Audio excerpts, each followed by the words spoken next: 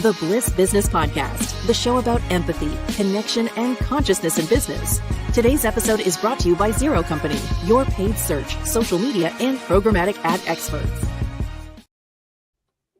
Welcome back to the show, everyone. I'm Steven Skash here with my co-host, Mike Lusky, and our special guest today.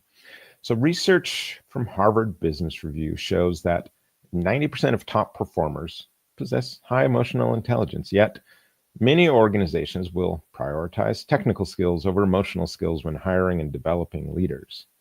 Emotional intelligence is not just a personal asset, it's a business advantage. Today, we explore how leaders can use emotional intelligence to strengthen relationships, drive franchise growth, and create meaningful success that lasts. Mike, introduce our guest today. Really looking forward to the discussion today, and that's a key topic, Steve. Yeah, so our guest today is Kim Daly. She's the founder and CEO of the Z-Suite.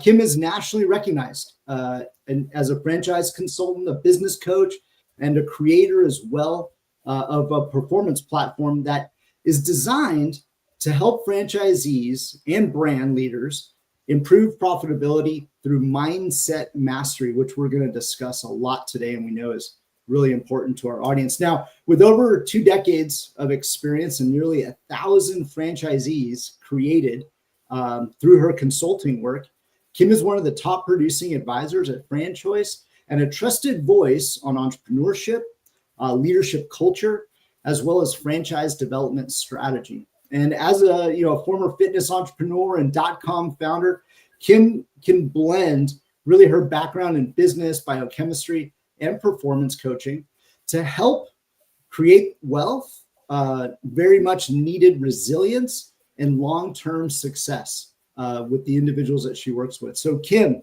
thank you so much for joining our show. Welcome. Thank you, Michael. Thanks for that introduction. So Kim, you've spent over 2 decades helping entrepreneurs build their futures. From your perspective, how does emotional intelligence play a role in identifying and supporting successful franchise owners? Okay, so it's the key to everything. And it's the whole reason I started this company, the Z-Suite, because I spent 8 years as an average performer. And in my 9th year, I started to ask better questions, emotional intelligence, and be willing to try to answer those questions from thought versus strategy. And then I found sort of an inspired idea, took action on the inspired idea, used my will, my tenacity, and my focus to stay true to that inspired idea for 1 year. And I quantum leaped my financial result. So I grew by 350% in my 9th year of business. Same industry, same franchise system, same crappy economy from 2010 to 2011 when all this was going down. Nothing external to me changed. And yet everything changed, including history. But mostly Kim Daly changed. And I've never looked back. So I would say from my own personal experience that emotional intelligence is the difference between, in franchising, average performing and history making. But I suspect that that's true across the board in all businesses. Ooh, this is definitely a key point here, Kim. So I want to dig a little bit deeper into, I guess, that mindset, right? Like mindset rather than mechanics.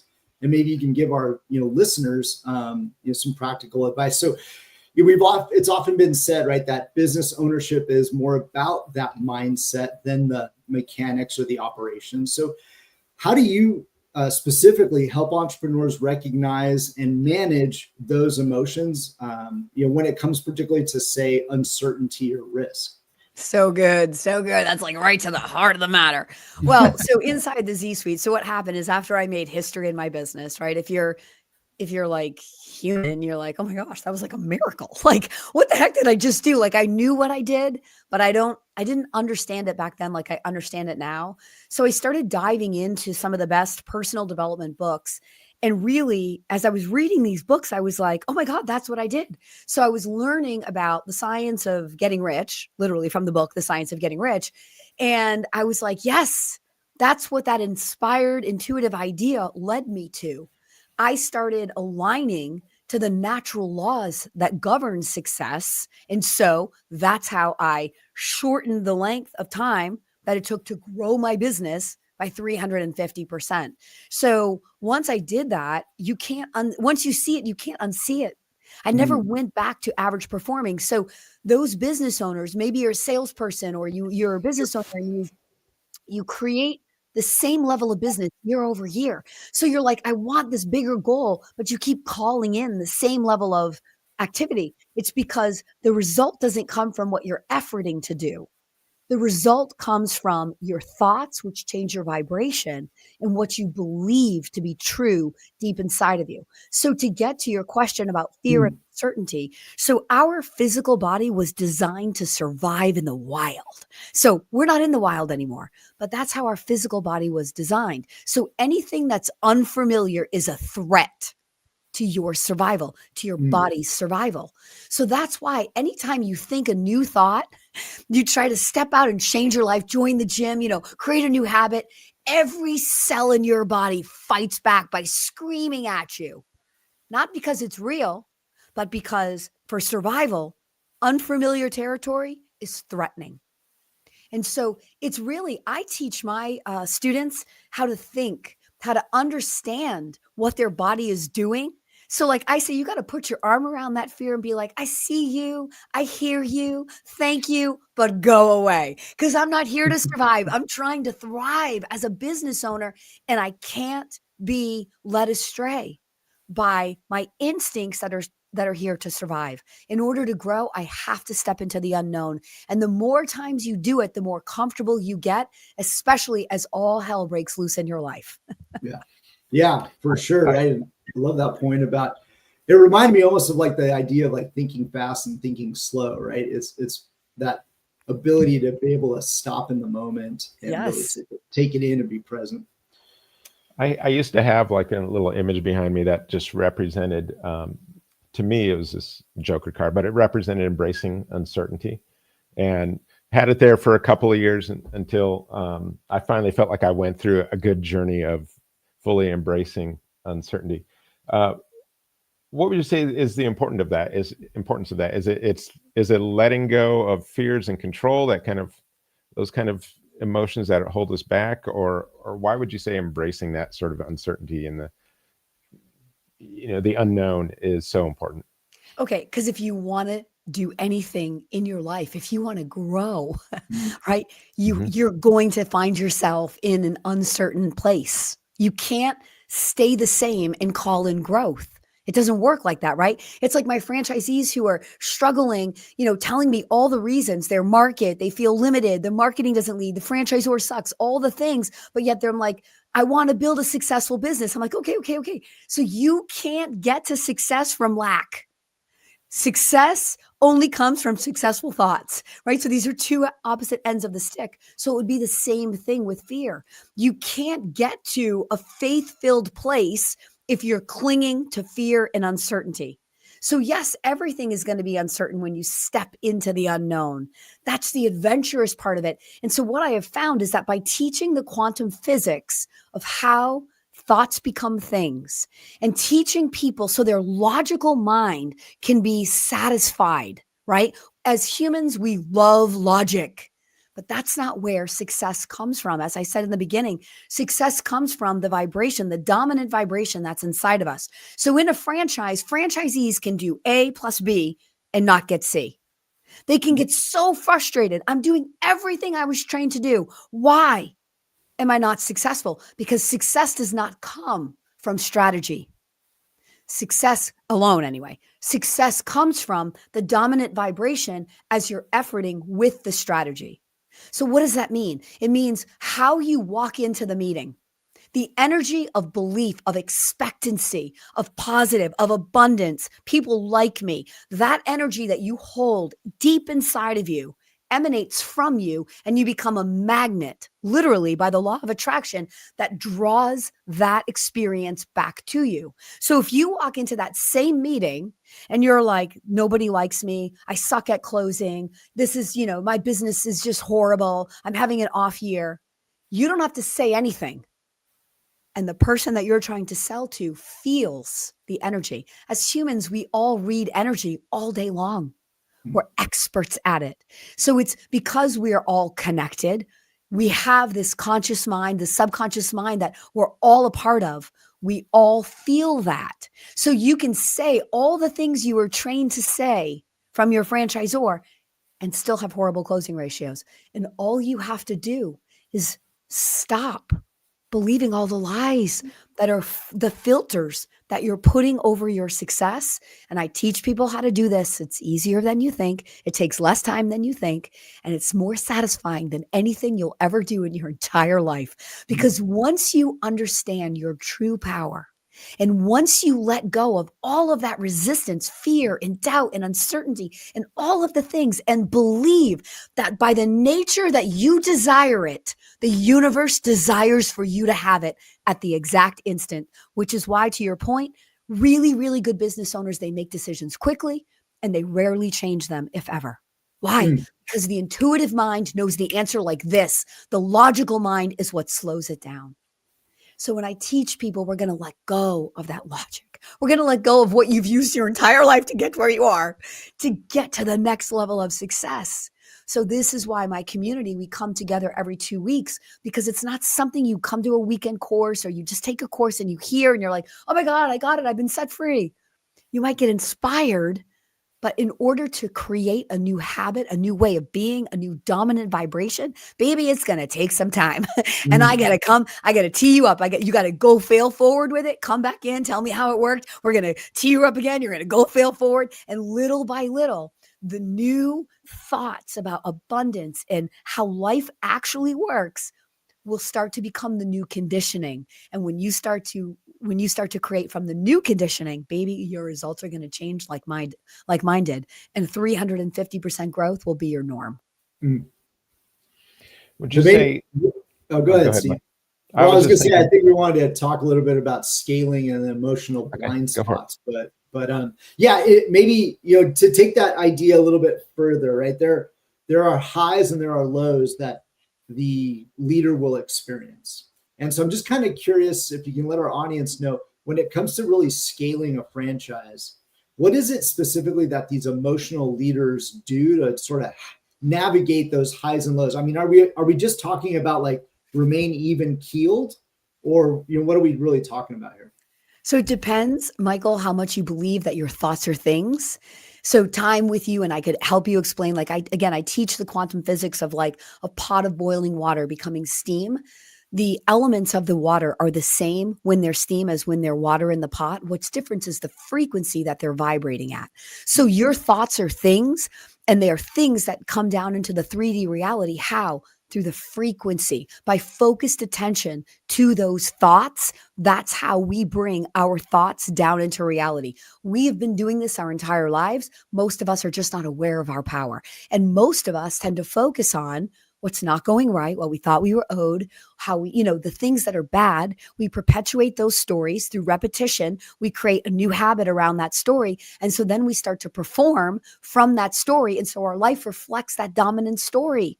So people are like, Kim, you don't know my life. I've struggled with this my whole life. And I'm like, I know I can tell right now by the story that you're telling. So all we have to do is change that record player. So to the question you asked about the highs and the lows. So when I teach the laws of the universe, so there's a law. Basically, the law is what goes up must come down. And to the extent that it goes up is to the extent that it will go down. If something can't be a little good and a lot bad. If it's a little good, it's only a little bad. And the reality is, in the law of opposites, nothing is either good or bad. The story you tell is what makes it so. So in the quantum field, there's no emotion, right? There's no good or bad. Everything just is. So whenever you're facing a really big challenge, what you have to do is remind yourself it's only a challenge because you, in your limited logical mind, can't see a way around it. Right? So this is where I tell my people, and I remind myself of this every day, Kim Daly, you are not your source. You can be your source, and you're going to struggle. You're going to feel lack and limited, and you're going to be disappointed. But the minute that I let go of my physical limitations and I step into my active imagination where all things are possible, now I can find the solution, because there's no problems in heaven. There's no problems in the quantum field. There's only answers. So to answer your question, it's knowledge of understanding that this law of opposites is at work all the time. And so it's to change the story that you tell. And you said, is it just by remaining neutral? Yes, which is harder to do than you think, obviously, when your money is on the line and you're looking at your bank account. But what I tell my owners is, if it was already done to the dream that's in your mind and you absolutely believed it, how would you feel in your nervous system? Would you be checking your bank account every single day? Would you be talking about what isn't going right? No. So when you start focusing on the bank account or focusing on reality, you are facing reality instead of creating reality. So all that you're creating next is exactly more of what you're facing. So in order to remain in that place, just keep doing that. But if you want to change reality and really grow, then don't face reality. Create the reality you want by focusing on what you want. Imagine that it's already done. Feel the feelings inside your nervous system. Act as if. So I am building a $100 million company. I am the founder of a movement in franchising. Okay, reality is I have 30 students and most of them are in there for free because I opened it to get assessments so I can sell what I'm doing to franchisors. But do you believe me when I tell you that I am building a $100 million company that will be a movement that will forever change the franchising industry?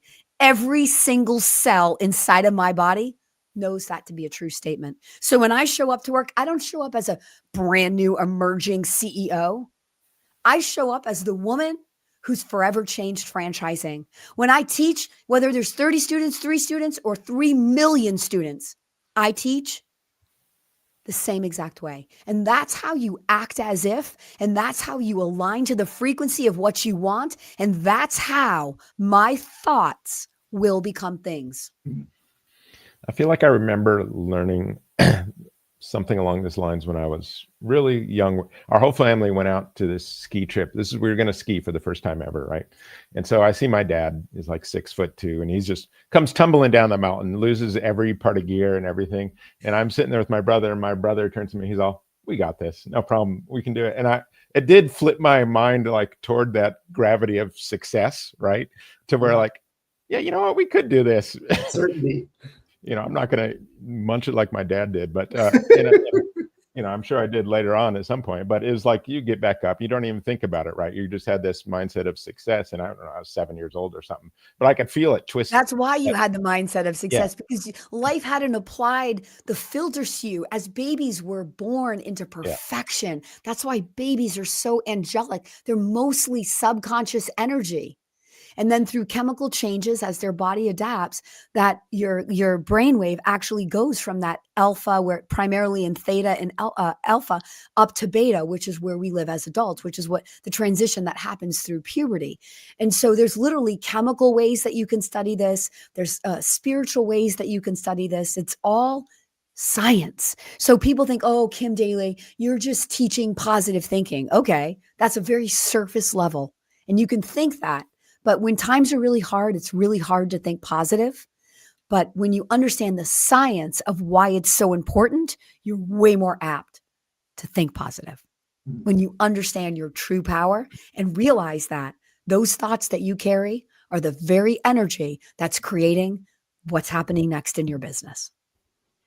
So something we like to talk about a lot on the show are systems, and we've talked about this before the show, systems of kindness and those kind of things where you can repeat really good behavior, really good outcomes. So what kind of structures or systems have you seen work that help cultivate what you're talking about, or, emotional intelligence within franchise networks? Okay. Well, it always comes back to the individual. So the work that I teach is between you and you. It's you and your physical body, and you, the one that lives in your active imagination. The one that's in your active imagination is your subconscious, which is the center of creation in your physical body. So this is where all things are created. The desire comes from. And that desire that's coming into you is life seeking fuller expression through you, because we're all a differentiated version of an undifferentiated God. So that desire is God seeking life through you. Who are you to deny that? Who are you to say, I'm not worthy? Who are you to say, I don't have the skills to do that. That's what we do though, because our intellectual mind and all the filters that have been placed in front of us cloud it. So the systems are what's good for you. Is it sitting every day for 15 minutes and journaling? So to empty your mind and come back to who you actually are? Is it going for a walk in nature and emptying your analytical mind and coming back to who you are? Is it reciting powerful affirmations that help you feel the power inside your body and then going into that sales call? This is where you have to become self-aware. For me, I've been doing this now for 13 years. It depends on the day. So when my intellectual, my logical mind is very, very active, I learned this from Dr. Joe Dispenza. I literally make myself sit and stay like a dog until I find peace. Because I'm training my mind. I am in control, not you, logical mind. And the more times you bring yourself back, the easier it is to remain at peace. And then other days, I'm just in the flow. I can be out taking my morning walk and be lost in my meditation and feel like I went to church by the time I get back and start my day. And then yet other days, in a more common way that I do it, is empty through journaling. And I spend a lot of time journaling about what I would love. So you'll find as humans, we spend a lot of time in our heads talking about the way we wish the conversation went. Again, what we thought we were going to go, how we thought it was going to go, lost in disappointment or frustration. Those thoughts are powerful and they're a choice. It's just as easy to tell the story to yourself of what you would love. That I'm the CEO of a $100 million company. I started a movement in franchising at 53 years old that forever changed the way an entire industry built on strategy thinks and acts, and that raised the average unit volume, and it lifted cultures, and it built more world-class brands than any strategy ever did. It takes just as much energy for Kim Daly to tell that story as it does to tell the one of lack and defeat. So we have a choice. So the system you come up with, it's the one that works for you. And in my experience, it's different every day. I don't want to become a slave to the system. I want to be aware and acknowledge my humanness. Thank you for my humanness. You know, we need our humanness to experience this world, but then figure out what's best for me in order to let it go and step into my supernatural power. Yeah, you know, that I would say too, that second guessing, man, it could just be, you know, such a detrimental exercise, right? So appreciate the point there about, you know, not really second guessing what we do. I'm curious though, you know, systems, when a lot of individuals or, you know, companies talk about systems, they tend to be cold things. They're more just of a process. And I know that in franchising, consistency is obviously very important, right? In fact, it takes priority. So it could be that a system could be developed and it's just very cold or unhuman. So I'm curious, you know, as these, you know, franchises are developing these or designing them, how do they make sure that they both support the consistency and the performance that's needed, but without really sacrificing that emotional connection or maintaining emotional intelligence? Like, what would you say? I would argue until the Z-Suite, they didn't, Mike. I would argue that that's why there's so many average performing franchisees who literally are following everything they were taught to do, but not getting a result. And everybody's looking at the systems. They're looking at the marketing. They're looking at all the external factors to find success. But you can read Think and Grow Rich, which was written, you know, on the heels of the 500 wealthiest men at the beginning of the 1900s. Written by Napoleon Hill, and he interviewed the 500 wealthiest men in the world, Think and Grow Rich. And the book doesn't say do and grow rich. He didn't title it Do. After talking to the Andrew Carnegies and the Charles Schwabs and the Edisons of the world, he said, think. The thinking work is the most expensive work that we do. Why? Because in the wild, that's how we were born to survive. There's no time to think. When you are under attack, it's time to run. So our brains take everything that we do as a repeated thought and they form a habit. It's how you can drive to the grocery store, park your car, and then be like, oh my God, how did I get here? Like you were totally lost in the conversation you were on the phone or like something that happened at work, right? But when you go to teach your kid to drive, I think we've all done that here, right? You're like hyper vigilant, right? Everybody pay attention to everything, right? Because they have no habit. They have no way to think about driving. So they're hyper vigilant. But soon enough, they do it enough times, they will form a habit. So we don't have to think. So our bodies want to habitualize everything that we do so it's automatic. Yeah. Because automatic means I don't have to think. That's why most people's lives never change. So the same franchisee, going to your point, can go into a sales call, the exact same process. Kim Daly, the exact same franchise system, the exact same recession. From 2010 to 2011, nothing external drives success. Success is an internal game. And until the Z-Suite, nobody in franchising is focusing on that. So I grew my business by 350% by thinking differently. You will grow your business by thinking differently. Because when you think differently, you vibrate in a different frequency, and then you become, again, that magnet. So it's the difference between me efforting to like network and like find an open door, and me just being in flow, being who I am every day, talking to people with grace and love and happy, abundant energy. And I have that infectious, contagious feel, which people say. And they say to me, oh my gosh, I know somebody who you should meet. And then I go meet that person, and they're like the owner of some, the NFL. This just happened to me, a professional athlete organization that teaches the NFL players how to manage their money. Oh my God, this is a great place for Kim as a franchise consultant to be. But like, I couldn't make that happen in my own strength.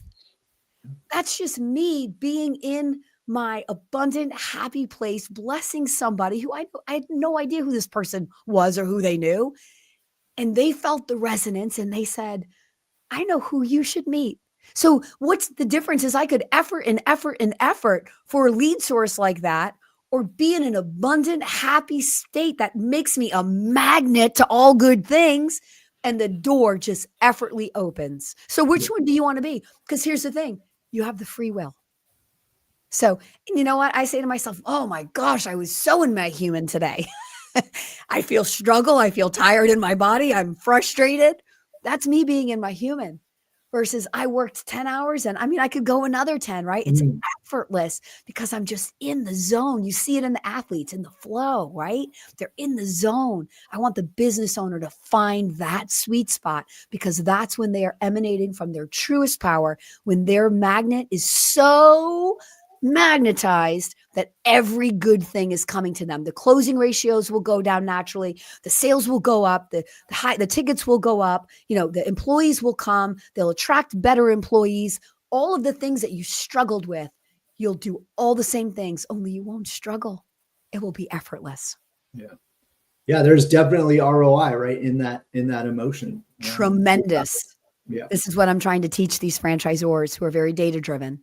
If 80% of your system is at the average unit volume, and by shifting their beliefs, by helping them to dream bigger and understand how powerful their dreams are. So instead of aiming for 500,000 the first year, they're aiming for $1 million. What does that mean to you, Mr. Franchisor? It means a lot of royalty dollars. So let me add it. Let me have the people. And like you said, really get out of ourselves. So Kim, one topic we love really to talk about, because we know that it drives the right type of mindset, is the importance of purpose and having purpose in our lives. In fact, Gallup, they've done some research that has shown that organizations that are purpose driven, they outperform competition by roughly a little bit over 42%. But that's in their retention, and then 30% in their profitability. So it does have an impact, right, to the bottom line. So the question I in particular love to ask all of our guests is really, what is the role that purpose, plays? What is its importance? And then maybe if you could apply it, to your world and in the franchise world. Beautiful question. So I'll use scripture from the Bible, where there is no vision, the people perish. So whether you're running a franchise as a franchisor, or you're an individual franchisee, or you're the founder of the Z-Suite or some other company, if you don't have a vision, which is your purpose for what you're doing, then you're scattered, your energy. You're like a candle trying to light a room versus a headlight. So I teach my students, I want you to be the strongest, like the strongest beam from a lighthouse in the dark of the night, over the dead of the ocean. I want your frequency to be so undeniable that everything in the universe is rallying to your cause. And that only comes when you have a purpose and a vision, and they're all wrapped together. So it's, Earl Nightingale uses the example of the ship. The ship without a port, is lost at sea. Yeah. You put a captain on the ship, and better yet, a navigation system, and that's your strategy. That ship will get to port every single time. So in franchising, it's the difference between a brand that nobody ever really knows and a Chick-fil-A. So why do we all love Chick-fil-A? Because we know what to expect. We know what Chick-fil-A stands for. We're not even standing in a Chick-fil-A store. How? Because those franchisees execute with such perfection to the vision of their founder, Truett Cathy. He's been dead a long time. That's a 40-year great American, business story in the making. So was it always like that? No, but he held a vision, and he brought in franchisees very carefully, and he trained them on the belief. This is who we are. When you act from who you are, the alignment with your actions is natural. Those people are not faking it. It's who they are. And we've all walked into the business where we felt that, versus where people were just there to collect a paycheck and transact. So the great American franchise brands are all built on the purpose and the culture, and everybody in that franchise is rowing their boat to the same belief, and they're executing every day with consistency on that because they believe in their leadership, they believe in their founders, they believe in this vision. And so at each individual store, they are doing all they can to further that mission. And then that trickles down to their employees. And then those employees go home, and those employees impact their families. So the trickle down effect from franchising to the way that we can impact the world, it's absolutely like, where does it end? Right. It's so big. But that's how the great American franchise brands are built. That's the difference every single time. Culture and belief from the top down. It got to the franchisees took it to their employees, the employees carried it out to the customer, and the customer knows what it stands for. And that's why we say, yep, that's a great American franchise story. Good brand. Yeah. I mean, that's what I say too. In the land of the blind, the one-eyed man is king, right? And that's why, because they have vision. Maybe we would say, hey, I don't like Chick-fil-A because they're closed on Sunday, but maybe that's the reason why we do like them. You never know. They stand up for what they believe in. That's right. So one thing I'm thinking about when you were talking about that is kind of the shift from, if I'm an employee, typical sort of job, but now I want to be kind of an entrepreneur and go out on my own. Is it that vision? Is that the hardest shift to go from like employee to owner? You're now kind of the keeper of that vision. You're kind of the keeper of the culture. Yeah, it's why I've spent 23 years being a franchise consultant, helping people shift from the mindset and the self-identity of working for a paycheck and somebody else's dream to developing their own. It's why the very first question I ask any candidate is, why do you want to talk to me? Like, what is it you're trying to achieve in your life that you can't achieve? I want to understand their purpose. I want to understand what they're envisioning in their mind. And one of the very first exercises I have all candidates do is a goals and dreams worksheet. This is their personal power. I tell them, I'm not going to judge you whether you do it or not, but this is a tool for you, because anybody can go through the logical process of exploring a franchise. But the people who are able to push past those limiting beliefs and their fear and say yes, it's because they have goals and dreams that are more real to them than that fear that they're feeling in their body. And they realize this is the pushing through that is the only way I can get to these goals and dreams. I can't stay the same and call and change. So, and then working with somebody like Kim Daly, I have a free service that helps guide people through the discovery process, and having 23 years of experience and relationship and knowledge, and me being able to offer the leadership and the confidence, not just to the strategy of how do you explore a franchise and know you're asking the right questions and doing the right thing, but the mindset strategy that helps you shift and walk that bridge from working for somebody else's goals and dreams to self-defining as I'm the CEO of my own life. Yes, I bought a franchise to buy down the learning curve, but I'm still the CEO of my own life and now in control and in charge of how much money I make. It's awesome.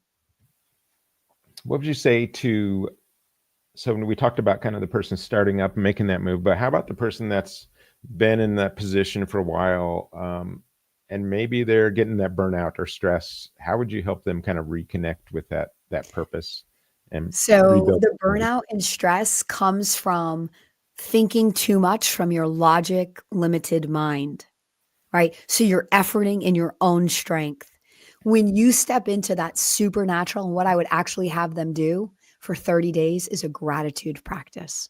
Gratitude is the signature of wholeness. So when we thank God, when we're thankful for all that we have, it is the fastest way to change the inner vibration from one of lack to one of completion or wholeness. So that's probably what I would do. But it really, zooming out from the actual what I would have you do to move your frequency, I would teach you that, remind you that when you're in that frustrated, tired place, you're efforting from your own human effort, and that will always leave you bankrupt every single time. But when you step into your supernatural power, you have all power available to you. There are no problems, only solutions. There's ease, there's flow, there's guidance, there's nobody running out of money. There's no even competition, right? In the creative plane, there's no competition. In fact, when you become better at your business, you will create opportunity for all of your competitors as well. Doing more good. Yep. Beautiful. It's really, when you look at massage envy, by massage envy, taking the massage out of like the high-end spa and putting it into a retail model, wrapping it in a membership and teaching the world what a membership for massage meant. It changed the world for massage, the whole world for massage. And it called in this demand for so many more massage therapists because massage envy exploded, but then so did, for every McDonald's, there's a Burger King and a Five Guys and a, Wendy's and all the other brands. So then as all these other brands came in, it really exploded the need for the massage therapist. So by massage envy becoming great, it made all of their competitors great as well. I love that. So one question we always kind of ask on the show, some version of this, is what role does love play in business? So everything that I'm saying is coming from love. So love being, we can actually go to the law of vibration. So the law of vibration, which states that everything in the universe is energy and all energy is vibrating. Okay. And you may know it as the law of attraction, which is the secondary law to the law of vibration, that what you send out, you get back. You reap what you sow, right? By the law of attraction. So, but that's because everything is vibrating. So if you think of like a tuning fork, right? So if I have a tuning fork and I tune it to a B sharp and I bring another tuning fork to it, the second tuning fork will automatically tune to B sharp. Why? Because of the frequency of the first one, the second one feels it. And so everything aligns by the law of vibration. So the law of vibration is God's greatest law. It's the law of love. So love is everything that we do. So not love in the physical sense of like you love your spouse or you love your children, but love is how everything in the universe was created. And when you are in this abundant, happy, life-giving, infectious, contagious energy, baby, that's love. And that's what the world is so hungry for. There were times in my franchise consulting business over the last 13 years where I literally felt like an order taker. Now, the reason that's the most absurd thing a franchise consultant could ever say is, I'm asking people to invest their hard-earned life savings in the riskiest thing there could be, starting a business. And there are times in my business when I can't find somebody who's going to say no. Are you kidding me? It's a true statement. And it's because I vibrate at such a high level that anybody who comes in that sticks, they want what I have. And so they know this is the way they are buying into, but it's all by energy and frequency. It's all by love. Mm-hmm. That's why animals love me. Kids love me. When you're a person who vibrates love, because you see what you attract. And that's why I tell my students, they're like, how do I know if it's working? There's 2 ways to know. Number one, how do you feel? That's number one way, because inside how you feel. Is there ease and flow and happiness and lack of stress, or the opposite of all that, right? But then 2, look at the evidence in your life. Money is energy. Money flows where there is positive, abundant energy. You want to change the money situation in your business, baby? Get back to your gratitude. Get back to love. Get back to serving other people, not getting money. And watch how quickly your business will change. It's all love. It's an awesome question. It reminds me a lot of, we had a guest, Deborah Miller. She's the founder and CEO, president, I guess, of YNG Studios, a yoga studio. And she would tell us on the show, I'm made from love, by love, and to love. Exactly. And, yeah, you just hit the nail on the head there. Well, Kim, this has been, a very enriching conversation without a doubt. We appreciate so much the opportunity that you joined us today. Now, for our listeners that want to follow up with you, learn a little bit more about your practice and your coaching and even the franchise consulting that you do, where should they go? Where can they connect with you further?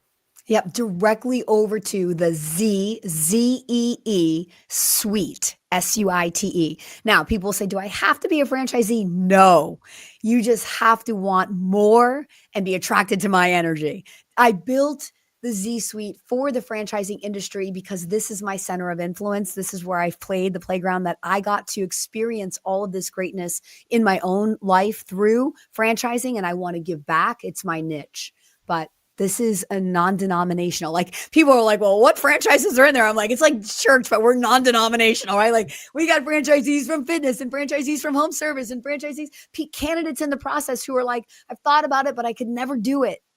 Come, let me help you get back to remove the filters that life has applied and get back to your wholeness. And when you get there, magically, the right business will appear. Because it was never about having the right business. There's no such thing, right? Yeah. There's a million ways to make money. You apply between you and you are right, no matter what you put your mind to, it will be successful.